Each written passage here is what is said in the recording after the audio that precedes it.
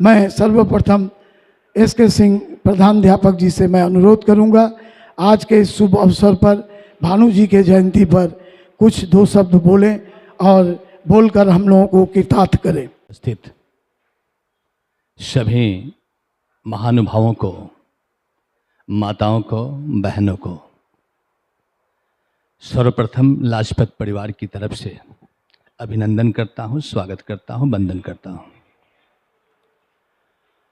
अनायास ही लाजपत का नाम आ ही जाता है। यह कार्यक्रम बीएसपी सूर्योदय क्लब की तरफ से है और इसके मुख्य कर्ता धर्ता श्रीमान राजू प्रधान जी इसी क्षेत्र के एक कर्मठ विद्यार्थी के रूप में, एक कुशल छात्र नेता के रूप में अपनी पहचान रखते रहे हैं और उनका समाज के प्रति जो प्रतिबद्धता है, कुछ करने का जज्बा है, जिसकी वजह से उनको मैं अपने करीब पाता हूं या यूँ कहें कि वो मुझे अपने पास पाते हैं। अंचल में तो और भी बहुत सारे जगह हैं जहां ये कार्यक्रम कराए जा सकते थे, लेकिन राजू प्रधान अगर इस विद्यालय को चुनते हैं तो कहीं न कहीं हमारी उनकी वो अंतरंगता है, कहीं न कहीं हमारे प्रति उनके मन में विश्वास, प्रेम है जो यहाँ आते हैं। और मेरा भी कुछ ऐसा ही कहिए विद्यालय की तरफ से, हमारे विद्यालय में हमारे सहकर्मी श्री प्रकाश सिंह जी हैं, उनसे इनका बहुत निकट संबंध है और इस वजह से भी जब कभी भी ये विद्यालय की सेवा के लिए उपस्थित होते हैं तो हम लाख खतरे उठा करके भी ना नहीं कह पाते हैं। आज की तारीख में सरकार की तरफ से हम विद्यालय को किसी भी कार्यक्रम के लिए दे नहीं सकते, सरकारी मनाही है। केवल विद्यालय के कार्यक्रम होंगे, बाहर के कार्यक्रम अनुष्ठित नहीं हो सकते हैं।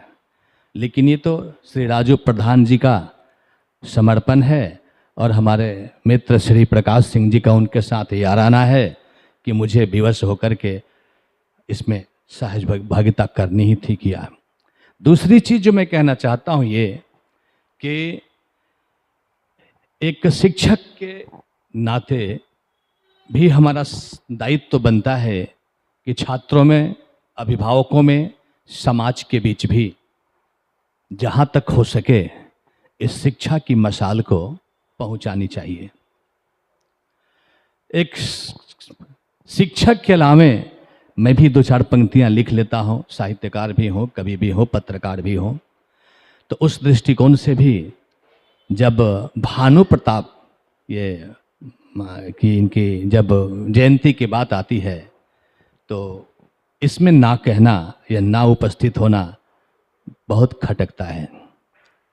भानु भक्त जी पंजाबी भाषा के कवि हैं, वैसे ये पहले कवि वहाँ के हैं नहीं, फिर भी उन्हें आदि कवि कहा जाता है और उसके पीछे कारण केवल यही है कि हम वाल्मीकि को अपने यहाँ आदि कवि कहते हैं और ऐसा इसलिए भी कि उन्होंने रामायण को संस्कृत भाषा में लिखा था और उन्हें हम आदि कवि के रूप में स्वीकार करते हैं। उसी आदि रचना को भानु ये हमारे नेपाली कवि ने नेपाली भाषा में अनुवाद करके लिखा था, जन जन के लिए उपलब्ध कराया था।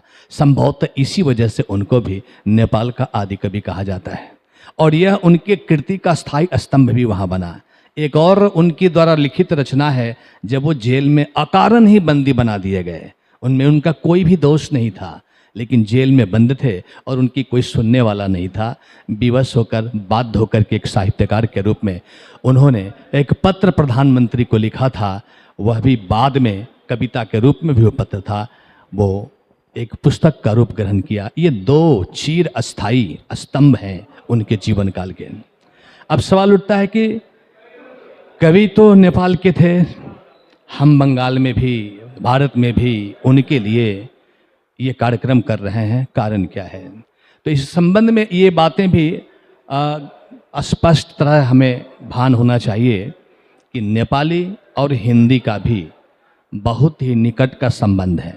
सबसे पहले तो नेपाली और हिंदी दोनों ही संस्कृत की तरह ही देवनागरी लिपि में लिखी जाती हैं और दोनों ही संस्कृत से उद्भूत होने के कारण बहनें ही हैं। दक्षिण एशिया में जिस संस्कृति का बीजारोपण हुआ उसका साझा तौर पे संयुक्त धरोहर नेपाल और भारत दोनों के ही पास है।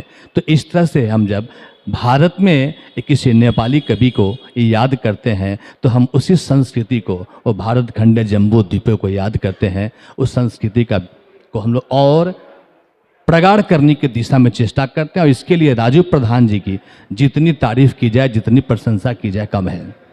अभी आप लोग यहाँ उपस्थित हुए हैं इनको कवि को याद करते हुए उनके प्रति अपनी दिल से श्रद्धांजलि व्यक्त करने के लिए। और इस मौके पर उपस्थित हैं हमारे कुछ कवि मित्र, हमारे कुछ शिक्षक मित्र, सभी अपने अब उद्गार यहाँ व्यवस्थित करेंगे। मोहल्ले से हमारे प्रतिष्ठित लोग भी आए हैं और लाजपत तो पूरी तरह ही यहाँ उपस्थित है। हमारे विद्यालय के भूतपूर्व सचिव मंत्री श्री अशोक सिंह जी पहले ही पंक्ति में बैठे हुए हैं, पहले से आए हुए हैं। तो इस तरह से लाजपत तो है ही यहाँ पूरी तरह से। और अभी देख रहे हैं कि नेपाली कॉन्सुलेंट के लोग भी यहाँ पर उपस्थित हो गए हैं।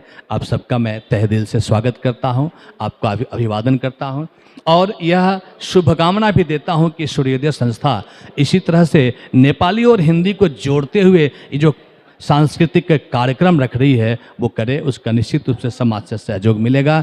और आखिरकार जब साहित्य की बात है तो हम पीछे रह भी कैसे जाते हैं।